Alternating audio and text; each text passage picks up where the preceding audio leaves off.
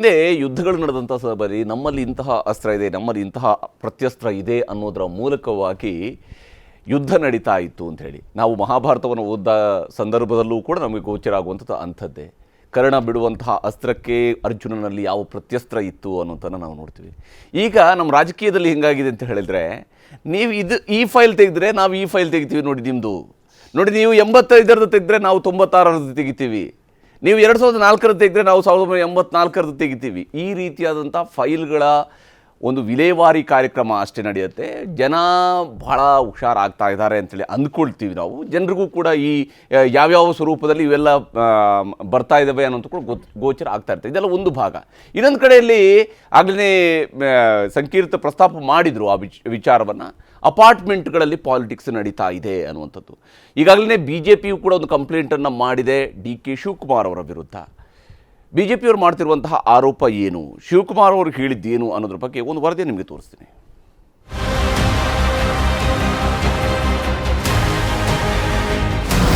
ಮೈತ್ರಿ ಪಕ್ಷಗಳ DK ಸಹೋದರರ ಟಾರ್ಗೆಟ್ಗೆ ಮತ್ತೊಂದು ಅಸ್ತ್ರ ಸಿಕ್ಕಿದೆ. ಅದುವೇ ಅಪಾರ್ಟ್ಮೆಂಟ್ ನಿವಾಸಿಗಳ ಓಲೈಕೆ. DK ಸುರೇಶ್ಗೆ ಮತ ಹಾಕುವಂತೆ ಅಪಾರ್ಟ್ಮೆಂಟ್ ವಾಸಿಗಳಿಗೆ DKಶಿ ಧಮಕಿ ಹಾಕಿದ್ದಾರೆ ಎಂಬುದು BJP ಆರೋಪ. ಮೊನ್ನೆ ಅಪಾರ್ಟ್ಮೆಂಟ್ನಲ್ಲಿ ಕ್ಯಾಂಪೇನ್ ಮಾಡಿದ DK ಶಿವಕುಮಾರ್ ಹೇಳಿದ್ದು ಇದು. ನಾನು ಬಂದಿರೋದೇ ಬಿಸ್ನೆಸ್ ಡೀಲ್ಗೋಸ್ಕರನೇ ಅಂತ ಹೇಳಿದ್ದ DKಶಿ ಅಪಾರ್ಟ್ಮೆಂಟ್ ಹಕ್ಕುಪತ್ರ, ಕಾವೇರಿ ನೀರಿನ ಸಮಸ್ಯೆ ಬಗೆಹರಿಸ್ತೇವೆ ಎಂದಿದ್ರು. Your major problem is you want a CA site which is being a part of this apartment to be handed over to you. Am I right? Yes. This is the main. Number 2 is Kaveri water. Fully Kaveri water will give more water. But today is your hand. I am in your hand. You make use of me. You assure me. You vote me. Within 2-3 months, I will see that this has been handed over to you. This is my constituency, my parliament constituency, my brother parliament constituency. DK Shivakumar ಮಾತುಗಳ ಕ್ಲಿಪ್ಗಳ ಸಮೇತ BJP ಚುನಾವಣಾ ಆಯೋಗಕ್ಕೆ ದೂರು ನೀಡಿದೆ. ಕಾಂಗ್ರೆಸ್ ನಾಯಕರು ಹೇಗಾದ್ರೂ ಮಾಡಿ ಏನಾದ್ರೂ ಮಾಡಿ ಚುನಾವಣೆ ಗೆಲ್ಲಲು ಹೊರಟಿದ್ದಾರೆ, ಎಲ್ಲ ಟ್ರಿಕ್ ತಂತ್ರಗಾರಿಕೆಗಳನ್ನು ಮಾಡುತ್ತಿದ್ದಾರೆ ಎಂದು ದೂರಿದ್ರು. ಪ್ರಚಾರದ ವೇಳೆ DKಶಿ ಜನರಿಗೆ ಆಮಿಷವೊಡ್ಡುತ್ತಿದ್ದು, ಸುರ್ಜೇವಾಲಾ ವಿರುದ್ಧ ಕ್ರಮ ವಹಿಸಿದಂತೆ DKಶಿ ವಿರುದ್ಧವೂ ಕ್ರಮ ಆಗಬೇಕು ಎಂದರು ಅಶ್ವತ್ಥನಾರಾಯಣ. ಅಷ್ಟೇ ಅಲ್ಲ, ಬೆಂಗಳೂರು ಗ್ರಾಮಾಂತರ ಕ್ಷೇತ್ರಕ್ಕೆ ಪ್ಯಾರಾಮಿಲಿಟರಿ ಫೋರ್ಸ್ ಬೇಕು ಎಂದು ಮನವಿ ಮಾಡಲಾಗಿದೆ. ನೇರವಾಗಿ ಅಶ್ಯೂರೆನ್ಸ್ ಕೊಡ್ತಿರೋದು ಕಾನೂನು ಉಲ್ಲಂಘನೆ ಆಗಿದೆ ಅನ್ನುವಂಥದ್ದನ್ನ ಬಹಳ ಸ್ಪಷ್ಟವಾಗಿ ತಿಳಿಸಿದ್ದೀವಿ. ನಮಗೆ ಸಂಪೂರ್ಣ ವಿಶ್ವಾಸ ಇದೆ, DK ಶಿವಕುಮಾರ್ ಅವ್ರ ಮೇಲೆ ಕಾನೂನು ಕ್ರಮ ಜರುಗುವಂಥದ್ದು ಖಂಡಿತ. ಅವ್ರ ಮೇಲೂ ಹೇಗೆ ಸುಧಾಕರ್ ಅವ್ರ ಮೇಲೆ ಕೇಸ್ ರಿಜಿಸ್ಟರ್ ಆಗಿದೆಯೋ ಅದು ಆಗುತ್ತೆ ಅಂತ ವಿಶ್ವಾಸ ಇದೆ. ಮತ್ತು ಅವರನ್ನು ಪ್ರಚಾರದಿಂದ ನಿಷ್ಕ್ರಿಯ ಆಗಬೇಕು. ಸುರ್ಜೇವಾಲಾ ಅವ್ರ ಮೇಲೆ ಕ್ರಮವನ್ನು ವಹಿಸಿದರೋ ಅದೇ ರೀತಿ ಇವ್ರ ಮೇಲೂ ಪ್ರಚಾರವನ್ನು ಮಾಡಲಿಕ್ಕೆ ಯಾವುದೇ ರೀತಿಯಾದಂಥ ಅವಕಾಶ ಕೊಡುವಂಥದ್ದಾಗಬಾರ್ದು. ಇಷ್ಟು ಬಹಿರಂಗವಾಗಿ ಬಿಸ್ನೆಸ್ ಡೀಲ್ ಅವ್ರು ಮಾಡೋದೇ ಯಾವಲೂ ಬಿಸ್ನೆಸ್ ಡೀಲ್, ಯಾವಲೂ ಡೀಲ್ ಮಾಡಿ ಸೌದಾ ಮಾಡಿ ರೂಢಿಯಾಗಿದೆ. ಈ ರೀತಿ ಚುನಾವಣೆಯಲ್ಲಿ ಸಂಪೂರ್ಣವಾಗಿ ತಮ್ಮ ಅಧಿಕಾರ ದುರ್ಬಳಕೆಯನ್ನು ಮಾಡ್ಕೊಂಡಿದ್ದಾರೆ.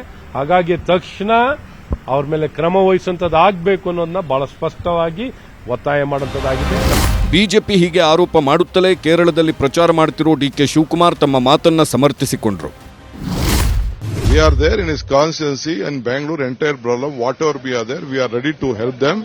That is why it is request. We are there to help them. What is wrong? No, it is our duty. We are doing it. I want to communicate to them that we are there to sort out their problem. By hook or crook, we are giving water to them. DK ಸಹೋದರರ ವಿರುದ್ಧದ ಎಲ್ಲ ಆರೋಪಗಳನ್ನು ಇಟ್ಕೊಂಡು BJP ಹೋರಾಟಕ್ಕೆ ನಿಂತಿದೆ. ಕುಮಾರಸ್ವಾಮಿಗೂ ಇದು ಬಲ ನೀಡಿದೆ. ಆದರೆ DK ಸಹೋದರರ ಚೆಕ್ಮೇಟ್ ಏನು ಅನ್ನೋದೇ suspense. Bureau report, news 18. Nagaraj ಅವರೇ, ಬಾರ್ಟರ್ ಸಿಸ್ಟಮ್ ಏನಾದ್ರು ಜಾರಿಗೆ ತಂದಿದ್ರೆ ಎಲೆಕ್ಷನ್ನಲ್ಲೂ ಕೂಡ ಇದು ಕೊಟ್ಟರೆ ಇದು ಅಂತ ಹೇಳಿ. ಇಲ್ಲ, ಒಂದು ನಿಮಿಷ, ಹಂಗಲ್ಲ. ಇದು ನಾವು ನೋಡಿ ಜನಗಳ ಮುಂದೆನೂ ಹೇಳ್ತಾ ಇದ್ದೀವಿ. ನಾವು ಕೊಟ್ಟ ಮಾತನ್ನು ನಡ್ಕೊಂಡಿದ್ದೀವಿ. 5 ಗ್ಯಾರಂಟಿನ ಇಂಪ್ಲಿಮೆಂಟ್ ಮಾಡಿದ್ವಿ. ಇಡೀ ನಮ್ಮ ಕಳೆದ ಬಾರಿ ಕೂಡ 13ರಿಂದ 18 ಅಧಿಕಾರದಲ್ಲಿರಬೇಕು 165 ಭರವಸೆಗಳಲ್ಲಿ 160 ಭರವಸೆಗಳನ್ನು ಈಡೇರಿಸತಕ್ಕಂಥ ಟ್ರ್ಯಾಕ್ ರೆಕಾರ್ಡ್ ಇರ್ತಕ್ಕಂಥವ್ರು ನಿಮ್ಮ ಸಮಸ್ಯೆಗಳನ್ನು ನಮ್ಮ ಮುಂದೆ ಇಟ್ಟಿದ್ದು ನನ್ನ ಗಮನಕ್ಕೆ ಬಂದಿದೆ. ಒಬ್ಬ ಡೆಪ್ಟಿ ಚೀಫ್ ಮಿನಿಸ್ಟರ್ ಆಗಿ ನಾನು ನಿಮ್ಮ ಭಾಗಕ್ಕೆ ಬಂದು ಮತ ಕೇಳಬೇಕಾದ್ರೆ ನಿಮ್ಮ ಸಮಸ್ಯೆಗಳ ಕೂಡ ಅರಿವು ನನಗಿದೆ. ಈ ಸಮಸ್ಯೆಗಳಿಗೆ ಪರಿಹಾರ ಕಂಡುಕೊಡ್ಬೇಕು ಅಂತಕ್ಕಂಥದ್ದು ವಿಚಾರ ಬಂದಾಗ ನಾನು ಖಂಡಿತವಾಗಿ ನಿಮ್ಮ ಜೊತೆಗಿರ್ತೇನೆ. ಆದರೆ ನನ್ನ ಕೈಯನ್ನು ಬಲಪಡಿಸಿ, ನಾನೊಬ್ಬ ಡೆಪ್ಟಿ ಚೀಫ್ ಮಿನಿಸ್ಟರ್ ಆಗಿದ್ದು ನನ್ನ ತಮ್ಮನ ಕಾನ್ಸ್ಟಿಟ್ಯೂನ್ಸಿ ಇದೆ, ನನ್ನ ಪಕ್ಷಕ್ಕೆ ಮತ ಕೊಡಿ ಅಂತಕ್ಕಂಥ ನಿಮ್ಮ ಸಮಸ್ಯೆಗಳ ಪರಿಹಾರ ನಮ್ಮದು. ನಿಮ್ಮ ಸಮಸ್ಯೆಗಳೇನು ಅಂತೇಳಿ ನಿಮ್ಗೊಂದು ಸಿ ಎ ಸೈಟ್ ಕೇಳ್ತಾ ಇದ್ದೀರಿ. ಆ ಸಮಸ್ಯೆಗಳಿರ್ತಕ್ಕಂಥ ನನ್ನ ಗಮನಕ್ಕೆ ಬಂದಿದೆ. ನಾನು ಇವತ್ತು ತೊಗೊಂಡು ಹೋಗ್ಬಿಡಿ, ನಮ್ಗೆ ಓಟ್ ಹಾಕ್ಬಿಡಿ ಅಂತೇಳಿ ನೀವು ಆರ್ಡರ್ ಕಾಪಿನ ಕೊಟ್ಟಿದೆ. ಇದು violation of entire code of conduct ಆಗ್ತದೆ.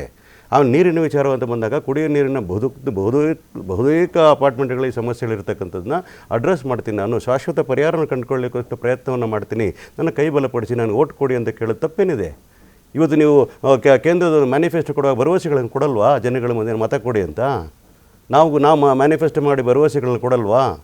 ನಿಮ್ಮ ಸಮಸ್ಯೆಗಳಿಗೆ ಪರಿಹಾರ ಕಂಡುಕೊಳ್ಳತಕ್ಕಂಥ ನಮ್ಮ ಜವಾಬ್ದಾರಿ ಅಂತಕ್ಕಂಥ ಹೇಳಲ್ವಾ? ಖಂಡಿತವಾಗ್ಲೂ ಹೇಳ್ತೀವೋ ಇಲ್ಲ? ಹಾಗಾಗಿ ನಾನು ಹೇಳ್ತಾ ಇರ್ತಕ್ಕಂಥದ್ದು, ಅವರೆಲ್ಲೂ ಕೂಡ ವ್ಯಾಪಾರ ಮಾಡಲಿಕ್ಕೆ ಹೋಗಲಿಲ್ಲ.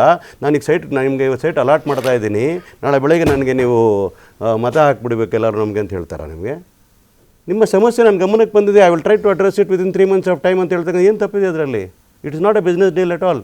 ಯಾವುದನ್ನ ಬಿಸ್ನೆಸ್ಸು ಯಾವುದು ವ್ಯಾಪಾರೀಕರಣ ಅಂತ ಗೊತ್ತಾಗಲ್ಲ ಅವ್ರಿಗೆ. Anything you have money transaction on site of the place then it is called business deal ಅಂತಾರೆ.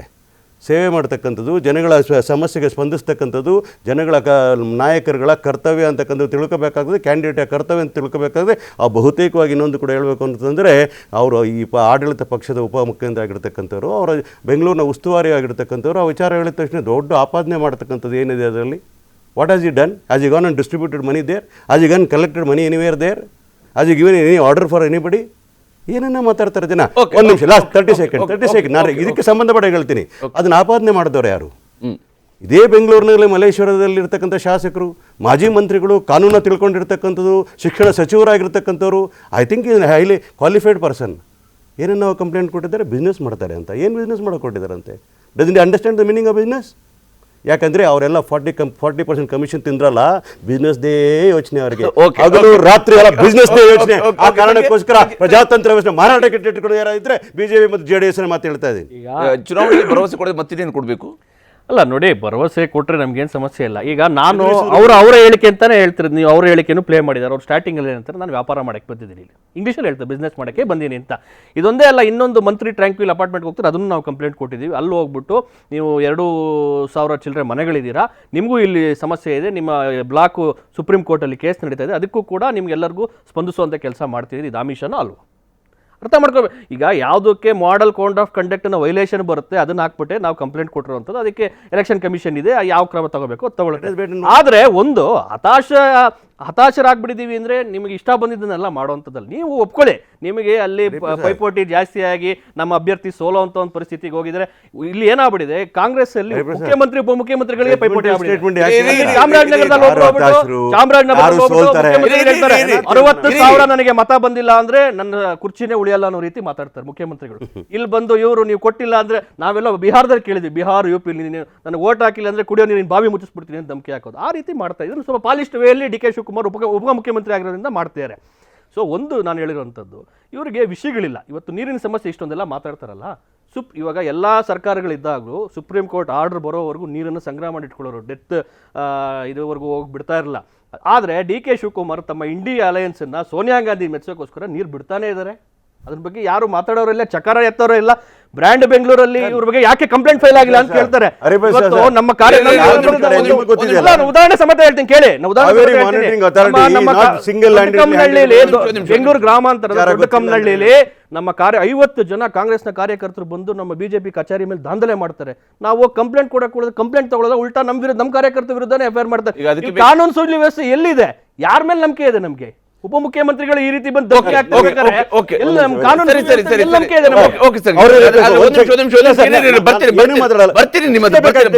ಉತ್ತರ ಪಡ್ಕೊಳ್ತೀನಿ.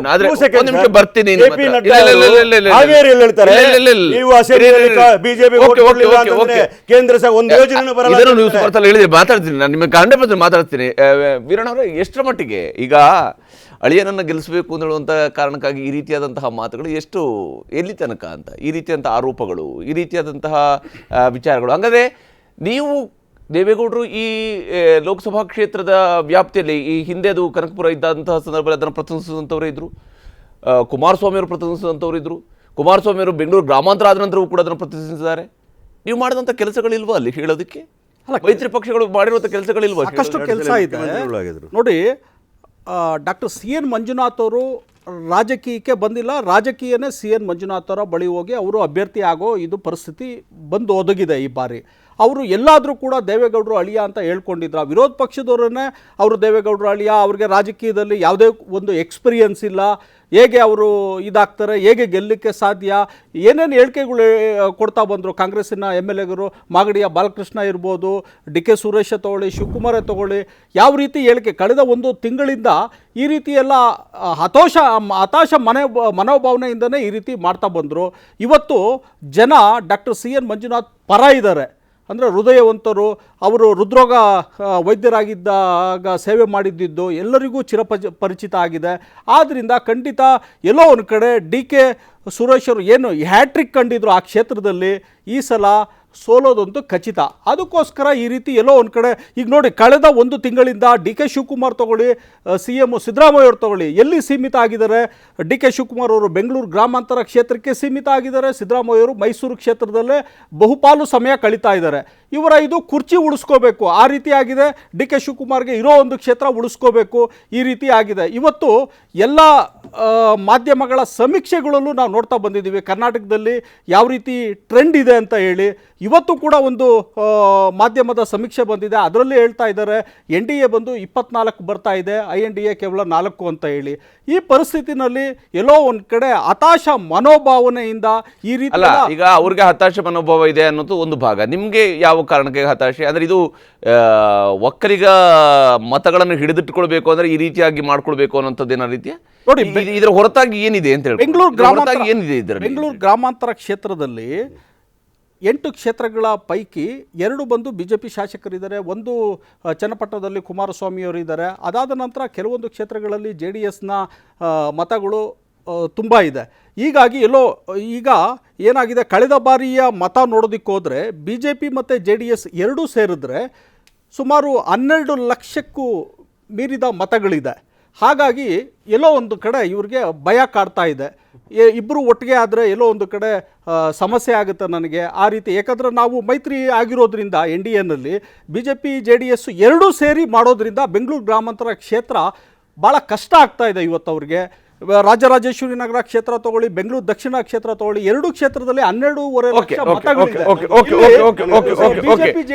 ನಾಗರಾಜ್ ಅವರೇ, ಎಷ್ಟರ ಮಟ್ಟಿಗೆ ಈಗ ಇಂತಹ ನೀವು ಹೇಳಿದ್ರಿ ನಾವು ಆಶ್ವಾಸನೆಯನ್ನು ಕೊಡೋದ್ರಲ್ಲಿ ಏನು ತಪ್ಪಿದೆ, ಆಶ್ವಾಸನೆಯನ್ನು ಕೊಡೋದ್ರಲ್ಲಿ ತಪ್ಪಿಲ್ಲ, ಆಶ್ವಾಸನೆಯನ್ನು ಕೊಡ್ಬೋದು, ಭರವಸೆಯನ್ನು ಕೊಡ್ಬೋದು, ಅದು ರಾಜಕೀಯ ಪಕ್ಷಗಳಿಗಿರುವಂಥ ವಿಚಾರಗಳೇ. ಆದರೆ ನಾನು ಮತ ಕೊಟ್ರೆ ನಿಮ್ಗೆ ಇದು ಮಾಡ್ತೀರಿ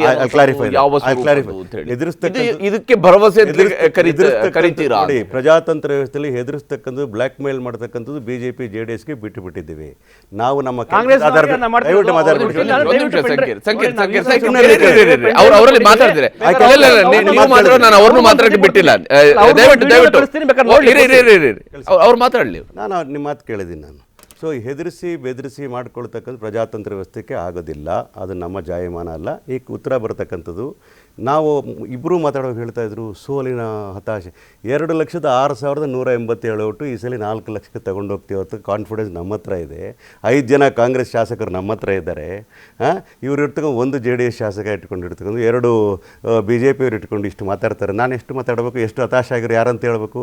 ನೀವು ಹತಾಶ ಆಗಿರೋ ಹತಾಶರ ಒಂದೇ ಕಾರಣಕ್ಕೆ ನೀವು ಸೋಲ್ತೀರಂತ ಗೊತ್ತಿದ್ದೆ JDSನ ಜೊತೆಲಿ ತಗೊಂಡೋಗಿರ್ತಕ್ಕಂಥ BJP ಅವರು. ನೀವು ಕ್ಯಾಂಡಿಡೇಟ್ ಇಲ್ದಿರ ದೇವೇಗೌಡರ ಹೋಗಿ ಅವ್ರನ್ನ ಒಂದು ಕ್ಯಾಂಡಿಡೇಟ್ನ ಹಳೇನ ತಗೊಬಂದಿರ್ತಕ್ಕಂಥದ್ದು. ನಾನು ವಿಚಾರ ಹೇಳ್ತಾ ಇರ್ತಾಯಿದ್ದೆ ಅಂತಂದರೆ, ನೀವು ಗೆಲ್ತೀನಿ ಅನ್ನೋದ್ರೆ ನೀವು ಯಾಕೆ ಒಕ್ಕಲಿಗರು ನಾಯಕರು ಅಂದ್ಕೊಂಡಿರ್ತಕ್ಕಂತಹ ದೇವೇಗೌಡರ ಮನೆಗೆ ಹೋಗ್ಬಿಟ್ಟು ಅವ್ರನ್ನ ನೀವು ಅಲಯನ್ಸ್ ಮಾಡ್ಕೊಳ್ತಾ ಇದ್ರಿ? ಯಾವ ಕುಟುಂಬ ರಾಜಕಾರಣ ಕಟುಟಿಕೆ ಮಾಡ್ತಾ ಇದ್ದಂಥವ್ರು ಅವರು ಶರಣಾಗಿರ್ತಕ್ಕಂಥ BJP ಅವರು. ನೀವು ಗೆಲ್ಲತಕ್ಕಂಥ ಮನೋಭಾವ ಇರೋರು, ಹತಾಶ ಮನೋಭಾವ ಇರ್ತಕ್ಕಂಥವ್ರು. ನೀವು ಕಣ್ಣೆದುರುಗಡೆ ರೈಟಿಂಗ್ ಇನ್ ದ ವಾಲ್ ಕಾಣ್ತಾ ಇರ್ತಕ್ಕಂಥದ್ದು DK Suresh win with minimum 3.5 to 4 lakh leads ಅಂತ ಹೇಳ್ತಾ ಇದ್ದೀವಿ.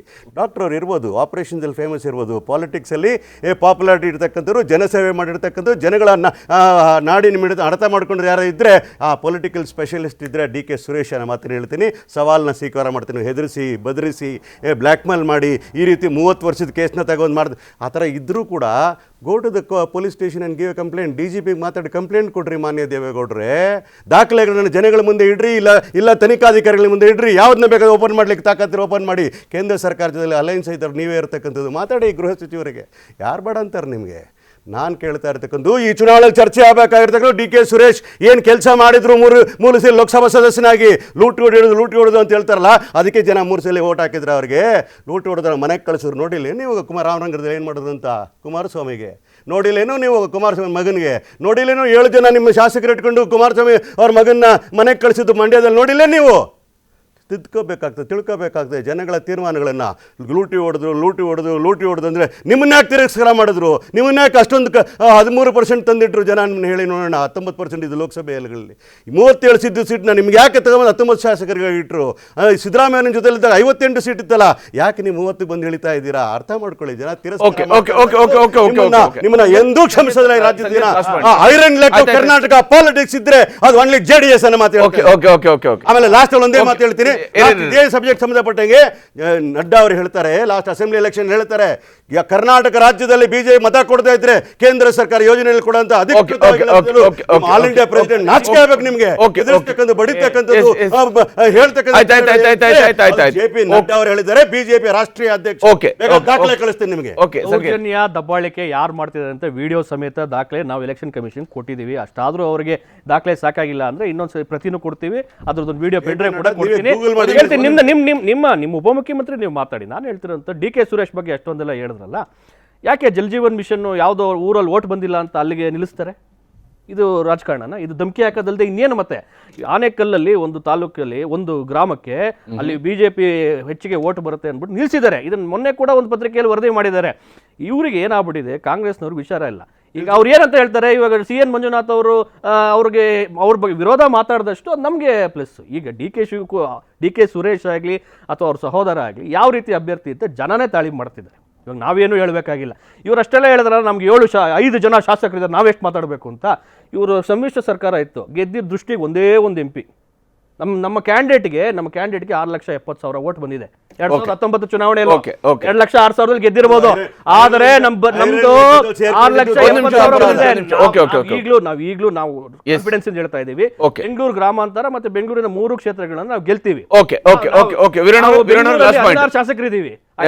ನೀವು ಮಾಡಿದ ಕೆಲಸಕ್ಕಾಗಿ ನಿಮ್ಮನ್ನ ರಾಜರಾಜೇಶ್ವರಿ ನಗರದಲ್ಲಿ ಇವ್ರು ಹೇಳ್ತಾರಲ್ಲ, ಖಾತೆ ಮಾಡೋದಕ್ಕೆ ಎಷ್ಟು ಹಣ ಲೂಟಿ ಮಾಡ್ತಾರೆ.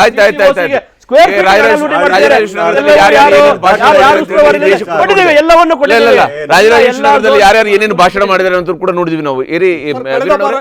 ಕಳೆದ ಬಾರಿ ವಿಧಾನಸಭಾ ಚುನಾವಣೆಯಲ್ಲಿ ಕಾಂಗ್ರೆಸ್ ಗೆದ್ದಿದ್ದು ಗ್ಯಾರಂಟಿಗಳ ಒಂದು ಆಮಿಷದಿಂದ ಮತ್ತೆ ಲೂಲು ಕಾರ್ಡುಗಳ ಆಮಿಷದಿಂದ.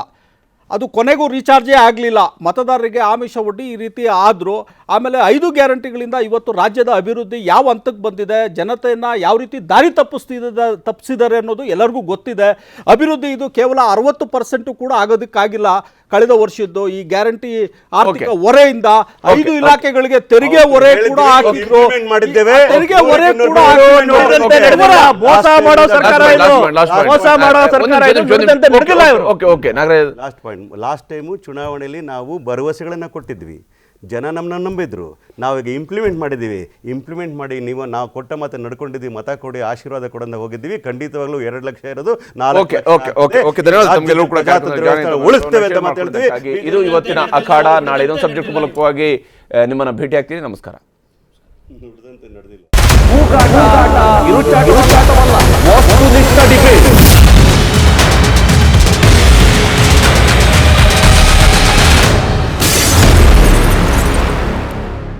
ಕನ್ನಡಿಗರ ನೆಚ್ಚಿನ ನ್ಯೂಸ್ 18 ಕನ್ನಡ ಈಗ ವಾಟ್ಸ್ಆಪ್ನಲ್ಲೂ ಲಭ್ಯ. ಕರ್ನಾಟಕ, ದೇಶ ವಿದೇಶಗಳ 360 ಡಿಗ್ರಿ ಸುದ್ದಿಯ ವಿವರಗಳನ್ನ ನಿಮ್ಮ ಕೈ ಬೆರಳುಗಳಲ್ಲೇ ಪಡಿಲಿಕ್ಕೆ ಈ QR ಕೋಡ್ ಅನ್ನ ಸ್ಕ್ಯಾನ್ ಮಾಡಿ, ನಮ್ಮ ಚಾನಲ್ ಫಾಲೋ ಮಾಡಿ, ನೋಟಿಫಿಕೇಶನ್ ಆನ್ ಮಾಡಿ.